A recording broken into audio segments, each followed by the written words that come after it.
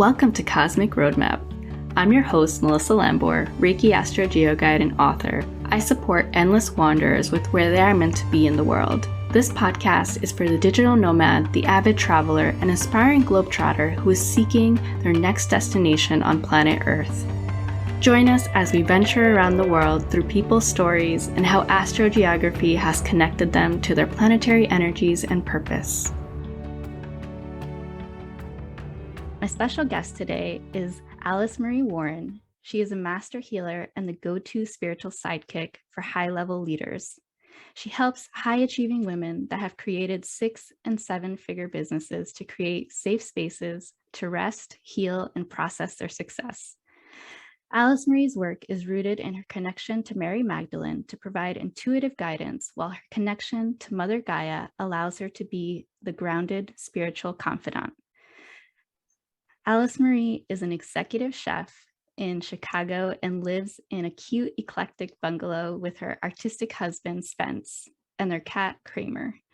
So we met through our most recent best-selling book, Lineage Speaks, that released on the 21st of January, and Legacy Speaks that released last May. Both are available on Amazon, and the proceeds continue to go to 2 amazing nonprofits. So yeah, welcome, AlyseMarie. How has your life been since our Astrogeo session? I would say my life has been more grounded, which is big for me because grounding is my superpower. But I think the big thing was we had my reading right before I went to some travel.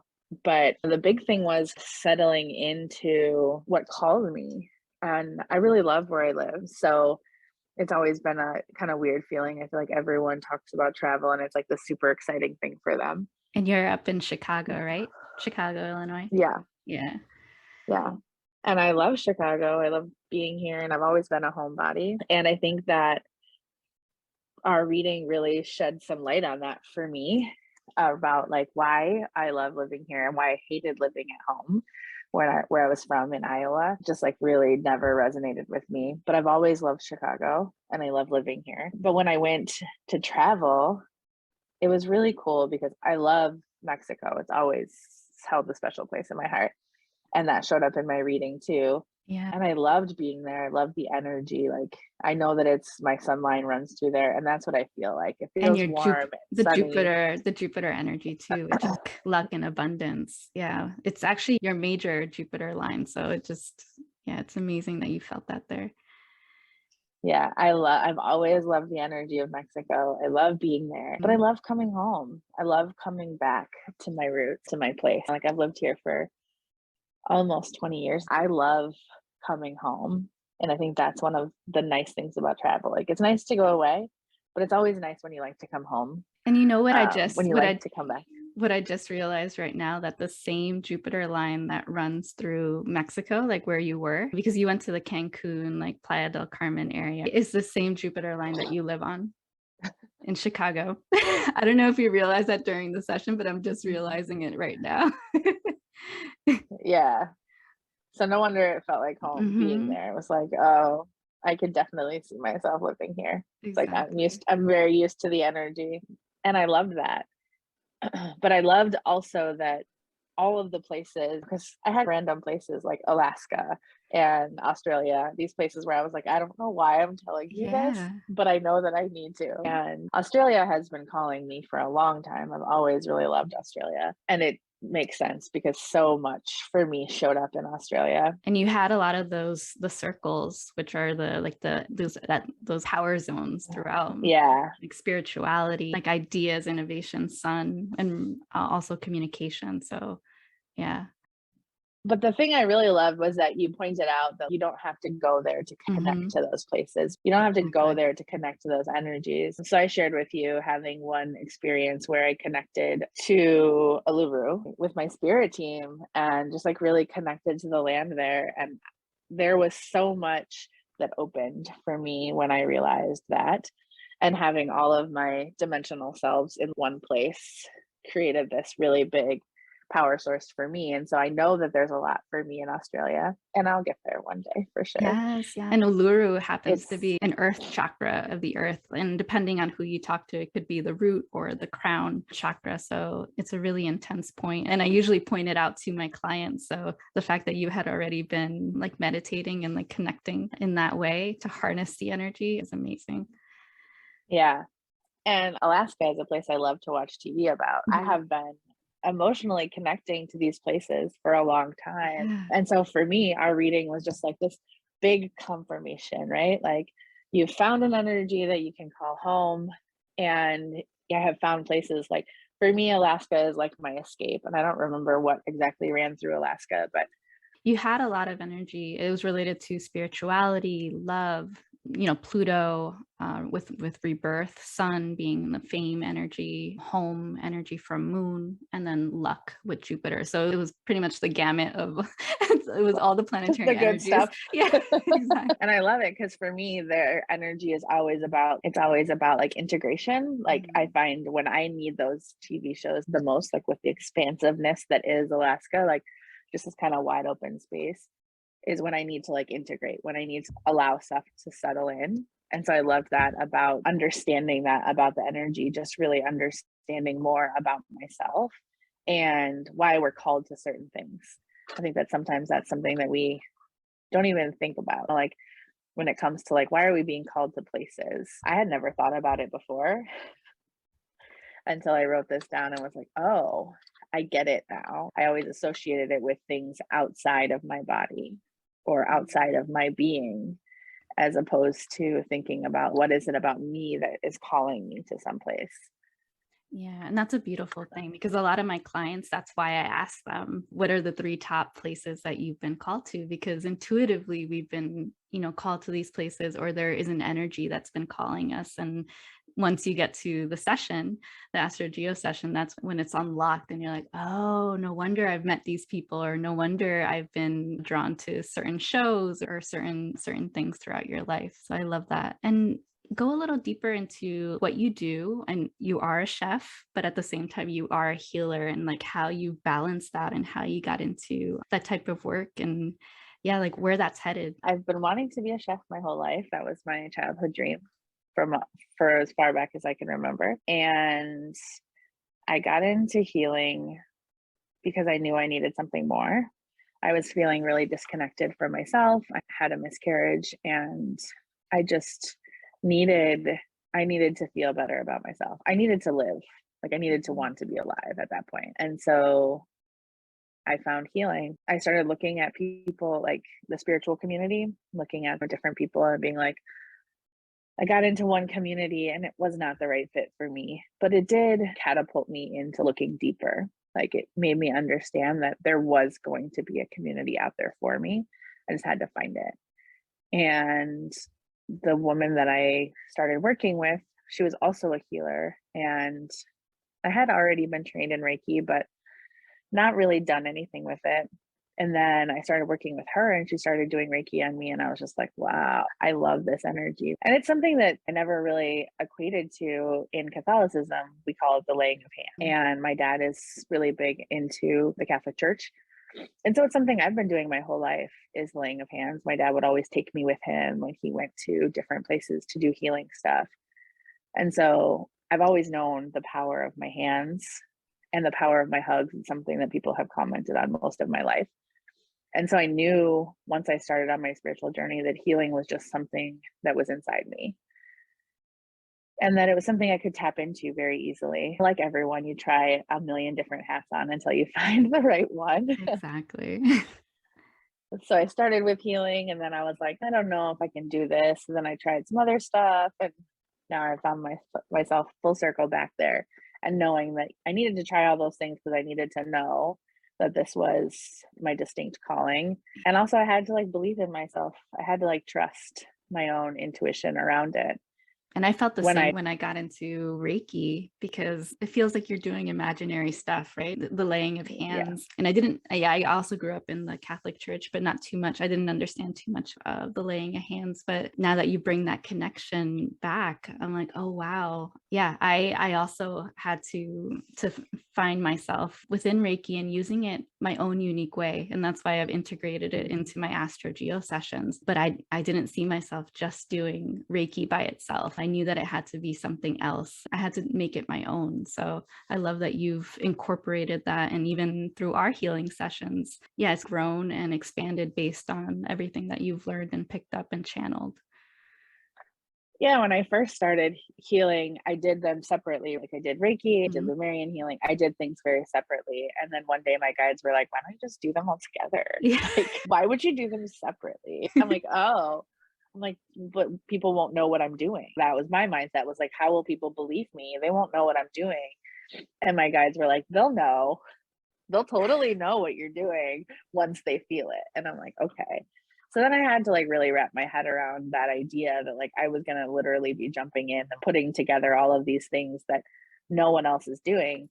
The other thing that just really came clearly into my consciousness is that when I was a kid in church, we also spoke tongues. And I also channel light language. And that's a big part of what I do. That's also part of my healing is light language. And I never really equated those two before. And that it totally explains why like I loved church as a kid, but I hated Too. listening to people talk. Yeah. I wanted to be a nun. Like I was like, yeah, I think I'm Me yeah, too. right. There we go. Yeah, I Yeah, was in CCD, like the Catholic, like yeah, the totally. classes. I was like top student, and yeah, I totally understand because I love spirituality. I love learning about. Me too. Yeah, it was just very interesting, and ended up going to an all women's college that was also Catholic. And one of my favorite classes was mysticism. I think that's where it all shifted for me because I was like, oh, we can have the spiritual awakening, but it doesn't necessarily have to be within the Catholic realm or within Mhm. religion itself. I remember during church, my mom always thinking I was falling asleep. I know 100% that I was deep in meditation, Oh, that my guides were like, you need to hear this specific thing, and I don't want you to hear all of the other bullshit that's going to come along with it. I would be like, Mom, I wasn't sleeping. I totally heard this, blah, blah, blah. And I would tell her stuff, and she'd be like, okay, you were totally sleeping. You must have woken up for that part. And now I look back and I'm like, I was never sleeping. Like, I loved being there. But even then, I was going deep into meditation in ways I never completely understood, but mostly because, for a lot of religion, for me, I needed to take the humanness out of it. I needed to mhm. take the stuff that the humans have added into it. And I think that's what comes down to healing too. Like when I do healing sessions, I almost completely step out of what I'm doing. I'm here, I'm holding this space, but this earthly part of me is not doing the work. That the other bodies are doing the work. My guides are doing the work. They're pulling everything in, and I'm just being the channel and the funnel for this stuff. And that was something I really had to wrap my head around. And I think it goes in line with anything that happens in the spiritual realm, whether it comes to our session. I had to wrap my mind around it and be like, okay, how can I be tied to land in this kind of way? How can this be something that's calling me? And every soul on the earth is being called to something different. Like it's an interesting thing, but it makes sense. I was watching one of my mentors, and she went to Tulum shortly after I did. And she was like, I hated it there. I hated it. She's like, the energy just never felt right for me. I did not feel at home there. And I said to her, I'm like, you should look up what your Astrogeo is, find out why, what's there. I was like, because for me, that's Jupiter, that's Sun, that's these really beautiful energies. Exactly. Honestly, if I got lost there, I would have been like, cool, I'm Right. good. I'll stay Find me here. at a It's fine. cenote. Yeah. And she was like, I could not get out of there fast enough. Wow. And so it just really shows, even though we walk in the same circle, right? We live in this, not in the same, we don't live in the same space, but we energetically live in the same spaces. Two people can experience two completely different things in the same place Yes, based on who we are exactly. and how we chose to come into this world. And whew, Yeah. before finding this, I don't think I would have been able to understand that. I would have not been able to wrap my head around it. Like, how could you go to Mexico and not completely be in love with the place? I don't Right. understand. And that's why I love doing couple sessions, because a lot of people do come to me. They're like on the verge of getting divorced. They're trying to figure out, are they living in the right place? Is that why? One, maybe it may be the wife or the partner, and one of them just has disharmonious energy in that particular place. And this kind of brings up the conversation of how do you incorporate then harmonious energies, right, into your life if you're not living on a harmonious line. Because I live on Pluto energy, so I'm constantly bringing in the energies of Southeast Asia, of Asia in general, to allow me to connect to my moon node rather than just strictly my Pluto energy, which is all about lessons and rebirth and transformation. The shadow work, which I remember, I think our session, I think we found some Pluto lines and you were like, yes, show me all my Pluto lines because I want to continue with Yeah. my shadow work. So I do talk about that with a lot of my other clients in my groups, where Pluto energy shouldn't be feared, but it is a bit of a roller coaster, and to be ready for it. So how do you incorporate these energies into your life, how to connect, and what energies you have throughout the world? I think for me, I think food was always my Mhm. number one way to connect to places Yes. because I'm a chef. Yes. That's what I do. I love food. So I think food is a great way for me to Yeah. connect, especially to Mexico, just because it's such a place that draws me in. But I also love the food of Africa and India and that stuff. We very briefly went to those spaces too. Yeah. And I had really good energies there too. And it was like, oh, this makes sense. These are the foods that I love. And then, like I said, watching TV about Alaska, that's something that I use to connect to those energies. And I think this similar thing to Australia, but after our session, I signed up for a book with a lady who's based out of Australia. So then I connected with all of these people from Australia, and it was just Yes. like, oh my gosh, I totally opened a doorway I love it. to this Australian portal Yes. that I had just been sitting on the edge there. This woman had been in my consciousness for a while, but she put out the book and I was like, yes, I'm gonna do that book. And I love that because I Yeah. usually tell my clients to connect to different places, to virtual communities, and that the perfect outlet for you to connect to Australia before even stepping foot on Australia, because you haven't visited Yeah. yet. You haven't been to, No, yeah, no. I've always loved watching TV shows about Australia. I've mhm, always loved Australia. So I will get there eventually.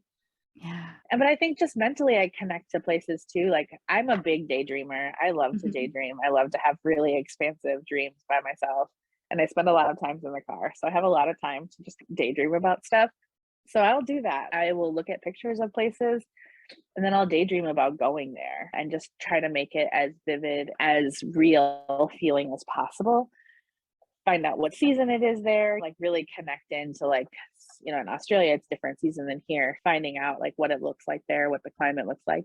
And I will have really vivid daydreams about places, have these little excursions in my mind Yeah. to places. And do you ever have deja vu, like you've been there because you kind of know what it's supposed to feel like? Because I'll go out in the springtime, especially when the seasons are changing, and I'm like transported back to Guatemala or I'm transported back to Thailand. And yeah, it's just like you get that like air like touching your face. Yeah. Yeah, and it's beautiful when you can transport yourself for that second.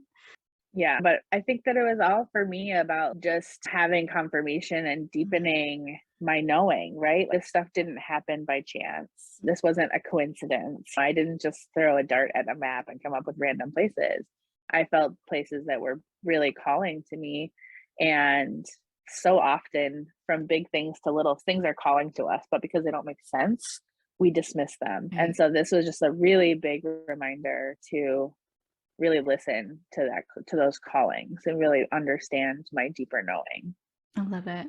Yeah, because the energies are always calling us. It's always been written in the stars. And what places do you see yourself going to? Do you see yourself being a retreat chef at any of these particular places that we spoke about? One of the places that those specific places, I definitely feel stuff happening in Mm, Mexico. That's one of the places that I know that I'll always go back to. And I think there's just a certain feeling most people get. Now, I'm not going to say all because we already talked about this, but yeah. most people get when they go to Mexico. There's this feeling of relaxation and of being ready for whatever the place is going to bring you. And so I definitely feel like retreats happening in Mexico, Costa Rica, South America kind of stuff. Yes. to all of it. I'm open to it. Another place we talked about briefly was Denver. It was just outside the Midwest, but that was one of the places where I think my Jupiter line was there. And that's another place that I've been really feeling the retreat stuff being called to, is in the Denver area. You actually had your moon node there, your purpose. Yeah, your purpose line. So that makes Yeah. sense. So that may Yeah. unlock a few more things there. Yeah. Yeah. So I knew it was some kind of work line, purpose or shadow work. In some Yeah. instances, they're the same. And you also had your sun line going through the New Orleans area. Was that a place that you've been called to? Yeah, and I think we talked about the Red Rocks too, and it was interesting Mhm. that the Red Rocks were like Arizona area was where the moon node I think also goes through, and it Yeah. was similar in Australia. It mirrored each other in like the Mhm. where Uluru is, which is like this Red Rocks place. Yeah. And yes, I feel like the Southwest is definitely calling, and I love that kind of energy. Even when I see people who go to the Red Rocks or New Orleans, I love the colors of those places. That's something that I'm also really drawn to, is like visual kind of stuff, places that have lots of color. And so I love that energy. Yeah, that Arizona area, the Phoenix area, you had your sun line and also your love line, so your Venus energy. So it makes sense that you're being called to those places, or that you were even meditating on Uluru. That's very similar. So Yeah. you're almost tapping into both those places, making Yeah. that energetic connection. I think that was one of the reasons, one of the things that always trips me up about travel is I'm like, where do I go? I don't know where to Mhm. go. So this gave me a little bit of direction. I'm curious now that we talk about doing it with couples. I wonder what my husband's looks like, and Right. where do we find that's super harmonious for us? Yeah. Did he feel the same in Mexico, or was it a different energy? I think he felt similar in Mexico, but I think that when we're together, it's always different. We love being together. So Exactly. there's that. I guess I never asked him about energetically, how did he feel there? Yeah, yeah. And what other Alaska, is that another place that you see yourself going up to? Have you visited up there? Like, I have not. I have uh, always wanted to go there and take one of the cruises that takes you through like the glaciers yeah. and that kind of stuff. That's something that I've been talking about for a long time. I wanted to do it when I turned 40, but it didn't happen. So I'm still not feeling like being on a cruise ship right now is probably a great idea at all. No. So we'll put that off. Maybe that'll be for 50. Exactly. And how can people reach you and work with you as a healer, as a chef? What are the things that are brewing for the future? There's definitely a lot of shift that has been happening, and not everything that I have done has shifted to reflect the way things are going in my business at the moment. But Instagram is always the best way to keep in contact with me. I do have my website, AlyseMarieWarren.com, that you can check and see what's going on there. It's only in transition, so it's Like in a all good of place us. right now, but who knows how long it will stay that way. Exactly. But Instagram's always the best way to know like what's going on for me, how things are going. I have not opened up any of my high level packages yet, but they are definitely brewing on the horizon. I just have a few things open and available right now, but chatting with me is always the best way to find out what's open for you, because I'll always tap into your guides and be like, okay, what does this person need? Right. And do you usually Yeah. just work one on one? Do you do like group offerings, or it's just strictly that one on one connection? Yeah, I Mhm. do strictly one on one connection. I have dabbled in the idea of group offerings, but as of right now, that's not my energy to hold group offerings. I would be interested in, or maybe thinking about group kind of healing sessions, but like programs or courses, like it's just not my energy. It's just not my Exactly. space. I'm And a you've been one-on-one kind of And person. I've seen you've been experimenting a little bit with IG Live. People can definitely Yeah. catch you on Mondays, right? You do Monday like Yeah, I do channeling Mondays. sessions. Yeah. Yeah, I do Monday channeling sessions. Today we talked about body image. Just let Mary Magdalene do what she's going to do and bring up what needs to be approached on that day. That's the one thing to know about me. Mary Magdalene takes over. She does kind of what she wants. I'm Exactly. here for it and open to it. Chef wise, if you're in the Chicago area, I have a restaurant here. It's called Hardware, but I'm always open to doing other stuff. I would love to do retreats and that kind of stuff.